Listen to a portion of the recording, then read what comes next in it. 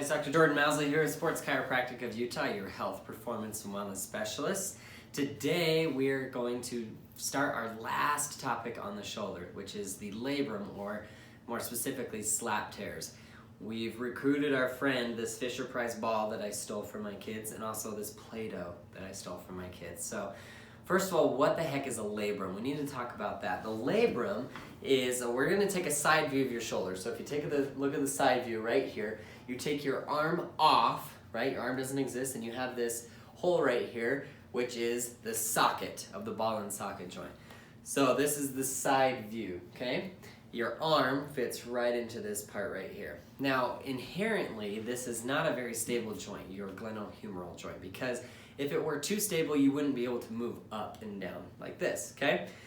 So because it's an unstable joint, we are high risk for injury.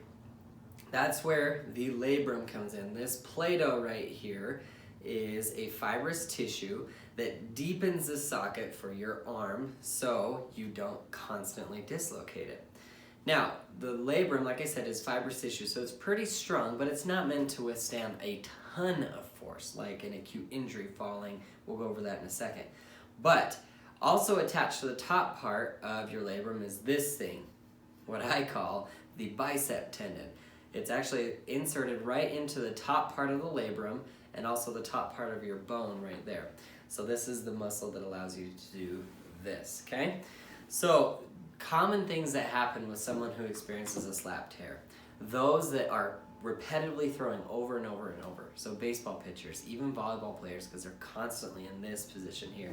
The cocking phase of your throw puts quite a bit of stress into that part. So those repetitive stresses can lead to a breakdown of that tissue.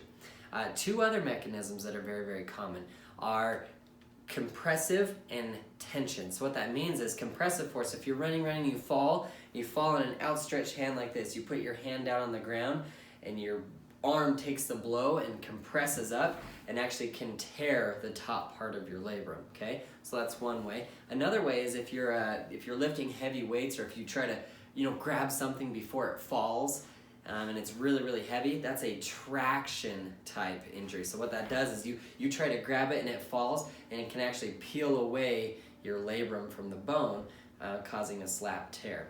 Slap, again, is just superior labrum, so SL. A and P is anterior and posterior. So it's this upper portion right here, front and back side of where your bicep tendon attaches. These are extremely common in our office, but they have happened to patients in the past. And it's not one of those injuries that can just be, just kind of repairs itself. It does have to be diagnosed, and oftentimes if it's severe enough, it does have to be surgically repaired.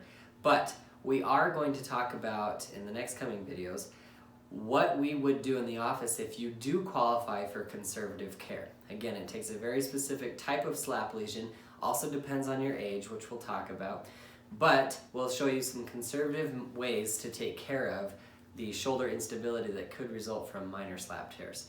So stay tuned. That is an introduction to your slap tear. So if you are having shoulder pain, especially overhead, and you have pain specifically right back here, and then also maybe a little bit towards the top as you lift your arm up, you could be dealing with a slap lesion, especially if you have experienced that type of injury, falling on an outstretched hand, or grabbing something and it pulls you down really hard. So those are things to watch out for, but that's what slap means. That's why we use Play-Doh and this Fisher-Price ball that I stole from my kids. But stay tuned, you guys.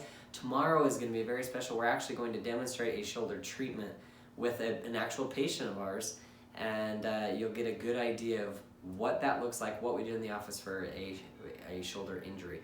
It's a really cool one. She had shoulder pain for many, many years, so stay tuned.